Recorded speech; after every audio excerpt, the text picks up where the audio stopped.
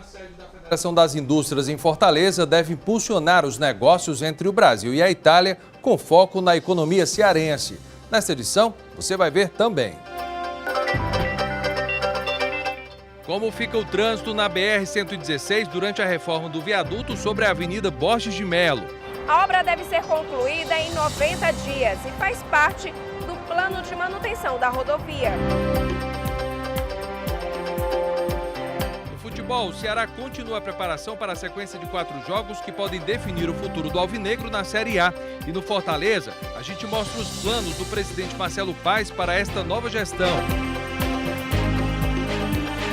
E tem ainda o projeto do SESC, que está incentivando o hábito da leitura entre a criançada. Ter um livro como brinquedo faz toda a diferença na vida das crianças. O Jornal da TVC desta terça-feira, 9 de outubro, está começando. Olá, boa noite. A eleição deste ano trouxe algumas surpresas. O ex-governador e ex-ministro da Educação, Cid Gomes, foi eleito senador com a maior votação da história do Ceará, superando o recorde anterior que pertencia ao atual presidente do Senado, Eunício Oliveira. O político cearense foi derrotado nas urnas pelo empresário Eduardo Girão, numa virada que pegou todo mundo de surpresa. A diferença nas urnas não chegou nem a 12 mil votos.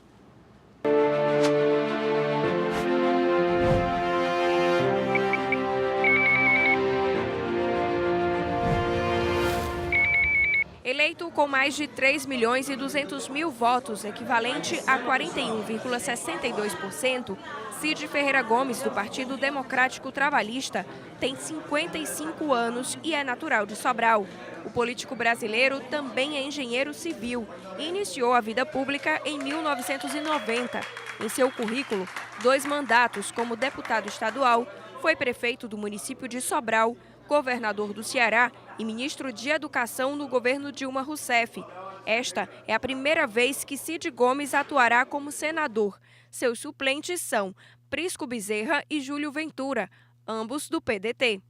Eu já devo muito ao povo cearense pelas oportunidades que me deu. Desde o início da minha vida pública, eu tive o privilégio de ser 2 mandatos deputado estadual, tive o privilégio de ser prefeito da minha cidade em 2 mandatos também, e tive o maior de todos os privilégios, que foi governar esse estado, servir a todos os cearenses como governador por 8 anos em 2 eleições, ambas conquistadas no primeiro turno. Então isso já me deixa eternamente grato. Eu acho que o povo fez aí uma derradeira homenagem, me fazendo o senador percentualmente com maior votação de todos os estados brasileiros. A segunda vaga ao Senado foi conquistada por Luiz Eduardo Girão, do Partido Republicano da Ordem Social. Empresário, ex-presidente do Fortaleza Esporte Clube e ativista de movimentos pela paz e pela vida. Eduardo Girão se candidatou ao cargo público pela primeira vez, saindo vitorioso com mais de 1.300.000 votos, equivalente a 17,19%. São seus suplentes, Sargento Reginauro e Dr. Guimarães, ambos do PROS. Em primeiro lugar, eu queria agradecer. Se tem um sentimento que move hoje meu coração, de gratidão pelo povo cearense, ao povo cearense, por ter me escolhido, por ter confiado, por confiar nesse novo momento que a gente vai viver, eu não tenho dúvida, tanto no Ceará como no Brasil. Foi um milagre o que aconteceu, a minha eleição, eu tenho consciência disso. A margem apertadíssima foi uma prova de Deus. Os novos senadores declararam apoio ao governo do estado e terão 8 anos para pôr em prática suas propostas, entre elas melhorias na área da saúde, educação, reforma tributária e política.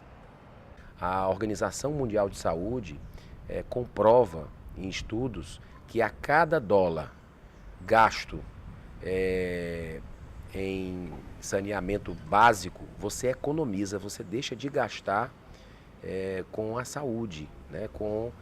Porque você previne doenças, então isso deixa o orçamento mais enxuto para você investir em outras áreas, incrementar a própria saúde, né?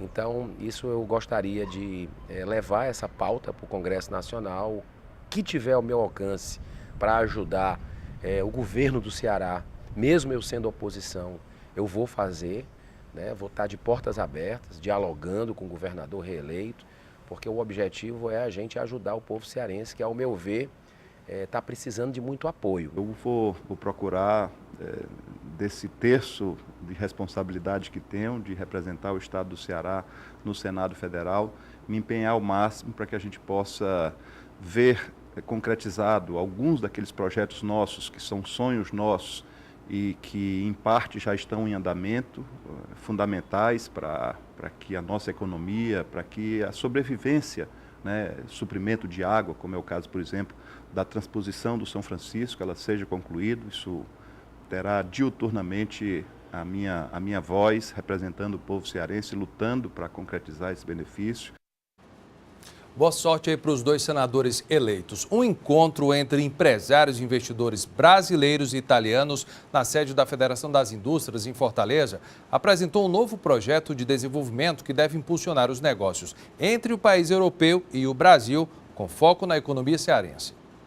Investidores italianos e mão de obra cearense reunidos para fechar negócios e fortalecer a economia do estado. O encontro é promovido pela Câmara de Comércio Ítalo-Brasileira e dá suporte a investidores italianos com negócios no Nordeste. A Câmara ela foi fundada em 2010, tá? A sede aqui é em Fortaleza, porém ela tem essa denominação como Câmara de Comércio Ítalo-Brasileira Região Nordeste, né? Então, assim, o foco dela é a região Nordeste do Brasil, porém, obviamente, com uma ênfase aqui no estado do Ceará, que é onde nós estamos sediados. Os investimentos mais recentes foram apresentados no encontro. O Ceará tem hoje quase 4.000 empresas formalizadas no estado, quase 1.000 com capital e investimentos italianos, líderes em negócios no solo cearense, movimentando cerca de 250 milhões de dólares de janeiro a junho deste ano. Como existe um interesse muito grande, principalmente na parte de faixa litorânea, o Nordeste, obviamente, é um atrativo principal.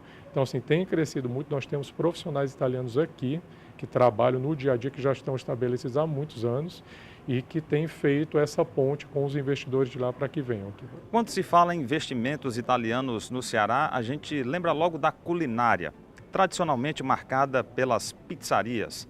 Mas os negócios por aqui vão muito mais além das saborosas pastas e massas. A infraestrutura cearense também tem aumentado o apetite pelos negócios. Há 3 anos, esse italiano coordena um trabalho de logística no Porto do Pecém, com negócios de empresas italianas. A infraestrutura cearense favorece o impulsionamento dos negócios por lá. Logo visamos aquela região do Pecém como uma região com um grande potencial, né? Potencial logístico, uma área com mais de 20 milhões de metros quadrados, área retroportuária, e, portanto, na proximidade da zona de processamento para as exportações, né, do complexo industrial do Pecém, e para abrigar empresas nacionais e internacionais de qualquer porte e setor, né?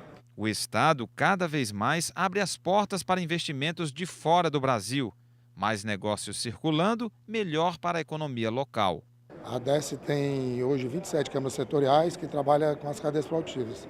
E uma delas é de comércio exterior. Daí você define políticas públicas que melhoram as exportações e os gargalos que, porventura, hajam que possam ser destravados. Novos investimentos serão atraídos para o Nordeste, principalmente o Ceará, que está na rota da preferência dos italianos. A economia cearense agradece. No próximo bloco tem os detalhes da obra de reforma do viaduto sobre a Avenida Borges de Melo, na BR-116, Aerolândia, para tentar melhorar o acesso de veículos à via.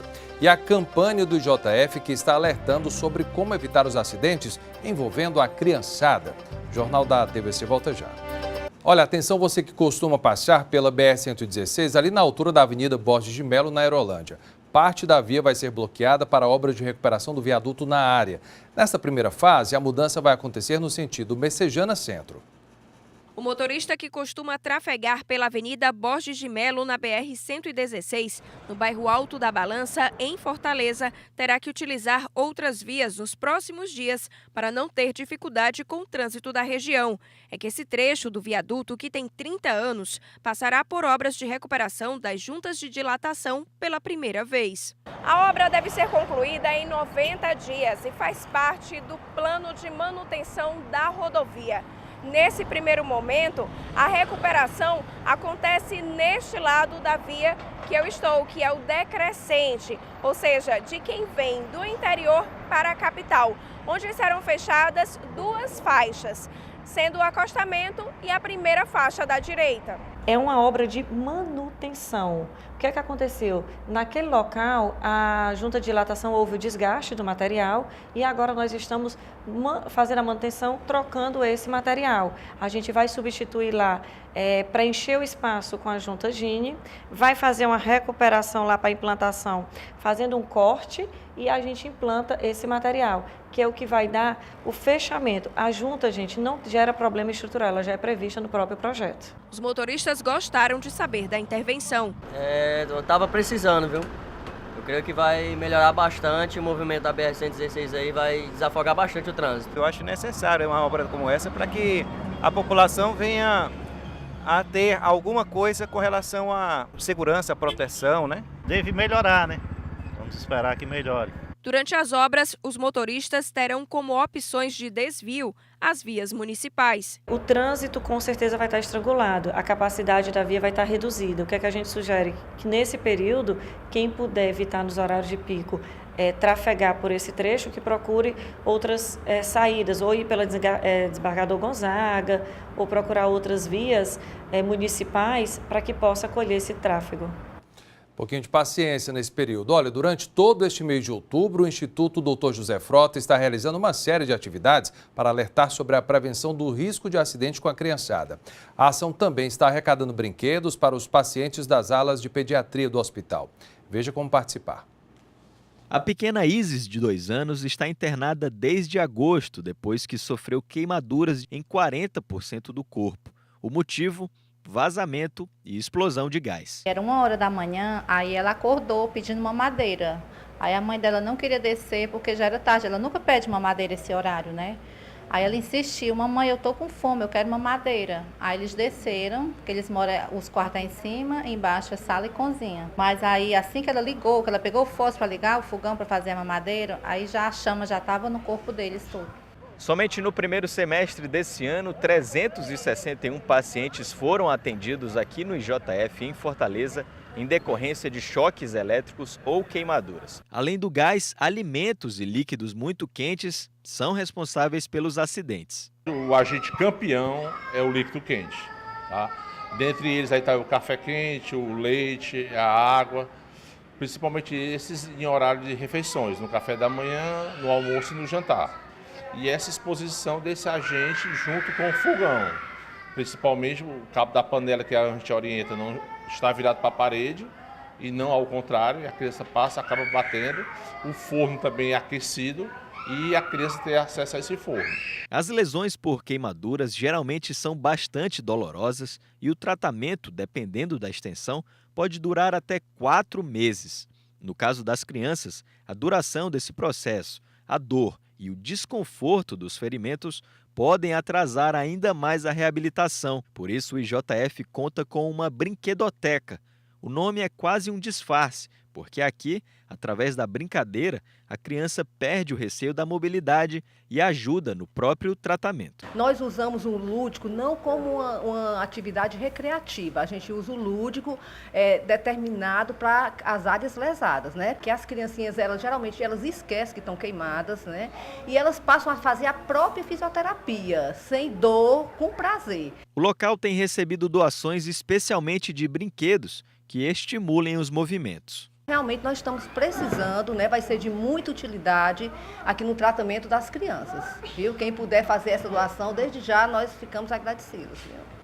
Bora lá participar, né? O Shopping Via Sul vai oferecer desconto de 30% no valor do ingresso para o show da dupla Patati e Patatá para quem colaborar com a campanha. Mais informações no portal shoppingviasul.com.br.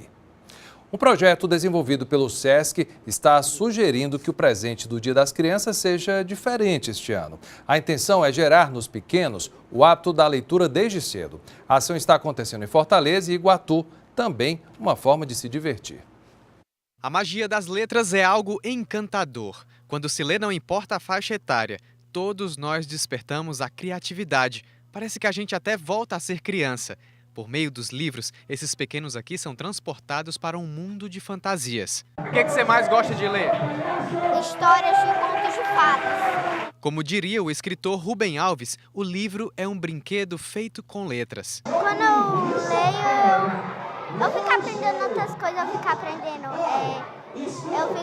a estudar, eu fico aprendendo a ler, eu fico aprendendo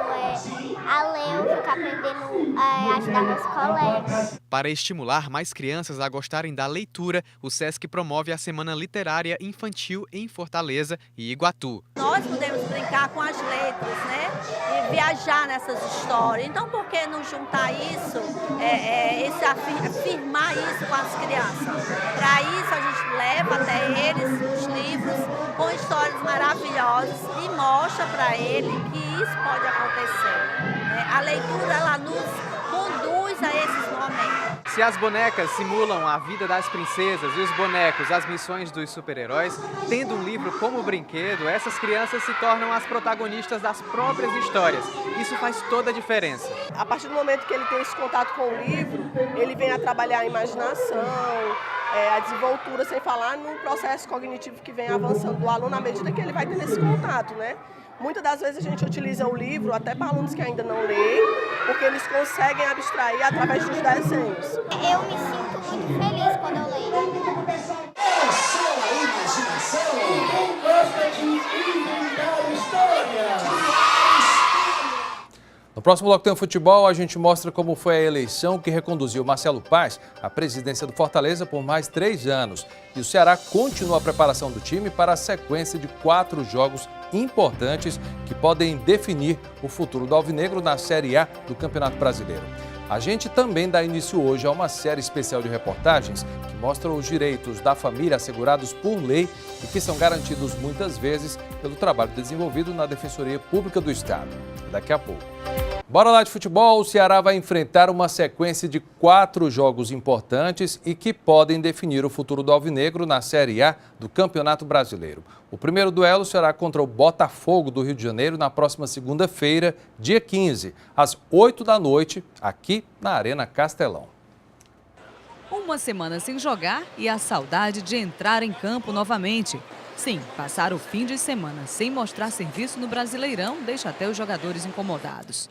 Claro, teve o lado bom que Lisca precisou para recuperar atletas e também para dar um certo descanso merecido para quem vinha atuando em todas ou em quase todas as partidas. Como em tudo na vida, essa parada teve um lado bom e um lado ruim. Tem os dois lados, né? A gente poderia ter jogado, ter tentado manter, né, a sequência que a gente vinha, tentado aproveitar o ritmo, né, que a gente vinha no embalo, né, de bons jogos, de bons resultados. E também tem o outro lado, né, que a parada também faz com que você tenha mais tempo, né, para corrigir algumas coisas, algumas questões. Corrigir sim, porque o ônus disso tudo é que o vovô vai ter uma sequência de 4 jogos em 2 semanas. Ou seja, vai precisar descansar e muito agora, porque pela frente vem uma intensa demanda.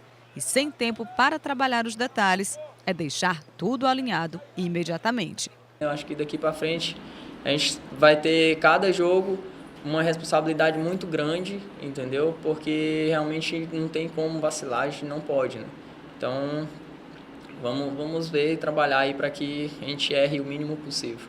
Como o Ceará está com um pouco mais de tempo, dá para sentar hoje, assistir ao fim da rodada com um jogo que pode beneficiar ou não o Alvinegro. Botafogo e Vasco se enfrentam hoje e, claro, o vovô vai secar. No Fortaleza, o Marcelo Paes foi reconduzido à presidência do clube para mais 3 anos de mandato. Uma das prioridades desse novo período de gestão é melhorar a estrutura lá do Leão, que completa 100 anos no próximo dia 18 de outubro. Marcelo Paes foi oficialmente empossado e permanece presidente do Fortaleza nos próximos 3 anos. Assim como ele, o tricolor também renova a gestão dos conselhos deliberativo, fiscal e de ética do clube. 2018 tem sido um ano muito bom para Fortaleza, mas a gente sabe que o mais importante ainda está por vir, que é a busca pelo acesso. E uma vez conseguindo o acesso, sim, a busca por um título, porque se a gente está em primeiro lugar no campeonato, a gente não pode deixar de pensar em título, a gente tem que pensar sim em título, porque somos o primeiro, mas primeiro buscar o acesso. E que a gente possa reproduzir nos próximos anos a crescente que veio esse ano. O presidente pontuou prioridades para sua nova gestão e a primeira é de ser campeão cearense já no próximo ano. Chamou a atenção para a necessidade de investir nas categorias de base e também de ampliar a estrutura do clube, caso o Fortaleza consiga o acesso, que pode acontecer nas próximas rodadas. Mas o desafio principal da diretoria é de manter Rogério Ceni no comando do tricolor. É a nossa intenção, mas vai depender de conseguir o acesso, vai depender dele querer ficar, porque com o acesso a gente sabe que ele vai ficar muito valorizado pela figura que ele representa. Mas a gente sabe também que ele criou vínculos muito fortes com o Fortaleza.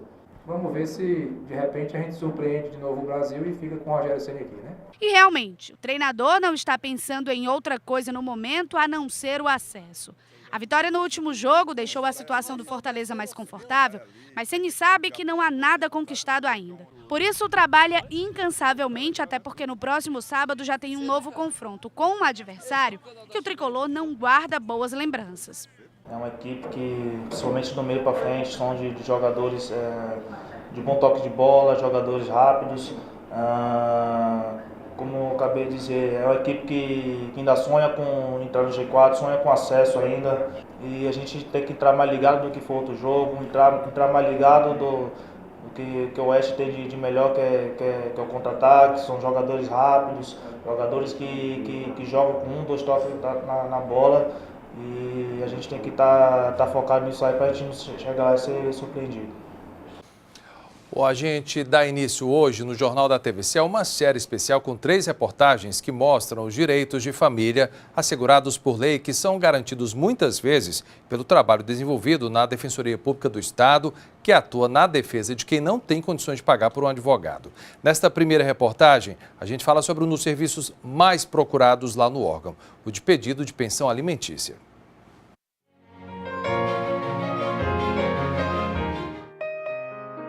Foram 19 anos construindo uma história de amor. 2 filhos, viagens, festas, tudo registrado no álbum de família. Mas agora ela precisa reescrever as páginas da vida com um personagem a menos, após a separação. Por mim, eu não desmancharia minha família, mas se é uma coisa que eu vejo que não tem jeito, eu não vou ficar tentando. Com o acordo e ele mantendo o acordo, quem está ganhando é meus filhos. Mas a separação amigável não é a realidade da maioria dos casais. Quanto maior o número de divórcios, maior a quantidade de ações na justiça, por falta de acordo entre os ex-cônjuges. Dos casos que chegam à Defensoria Pública do Ceará, 50% estão relacionados ao direito de família. Guarda dos filhos, por exemplo, está entre os assuntos mais delicados. Esta mulher, que prefere não ser identificada, enfrenta uma das maiores batalhas da vida: recuperar a guarda dos filhos. Eu não posso sair daqui e deixar o menino com ele, não. Porque ele não tem condições de ficar com o menino, que eu sei que meu filho vai sofrer. Aí que eu falei, então eu vou ter que deixar você com seu pai. Ele, mãe, eu não quero ficar lá, eu quero só visitar ele. Esta defensora pública explica que a guarda pode ser concedida de 3 formas. Hoje em dia, a regra seria a guarda compartilhada, né? Que não se confunde com aquela alternada, que muita gente também é uma dúvida muito frequente, que acha que é passar uma semana na casa de um e uma semana na casa de outro. Não. A compartilhada significa que este menor vai ter uma residência estabelecida, uma residência fixa, de referência, e vai ser estabelecido um plano de convivência amplo com aquele outro genitor. Se não houver realmente um consenso, não houver essa condição de ser estabelecida a guarda compartilhada, temos sim a guarda unilateral, onde é fixado unicamente para um dos genitores e o outro tem um direito, né, de convivência estabelecido, que seria a guarda unilateral.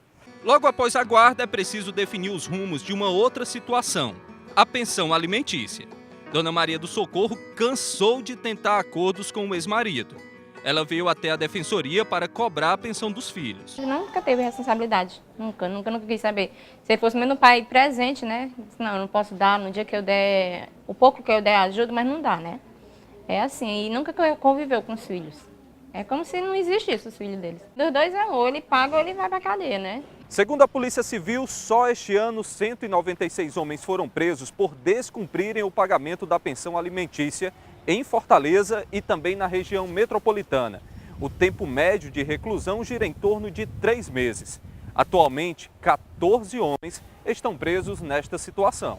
Esta cozinheira abriu mão dos direitos, criou os 2 filhos sem a ajuda financeira do marido, mas confessa que se pudesse voltar atrás, faria diferente. Se eu tivesse ido atrás da justiça, poderia. Hoje em dia poderia ter sido diferente, né? Porque ele ia estar ali sempre ou com gosto ou sem gosto. Ele ia ter a responsabilidade do pai, pagar o direito que os filhos têm.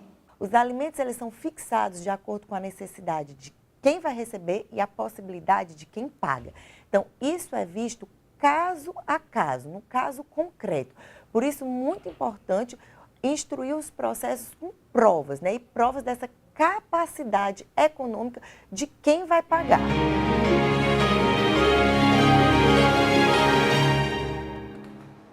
Amanhã, na segunda reportagem especial da série Álbum de Família, a gente vai mostrar o novo começo de vida para quem terminou um casamento e agora precisa dividir o patrimônio que foi construído.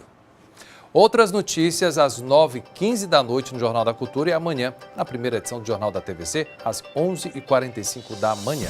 Uma ótima noite para você.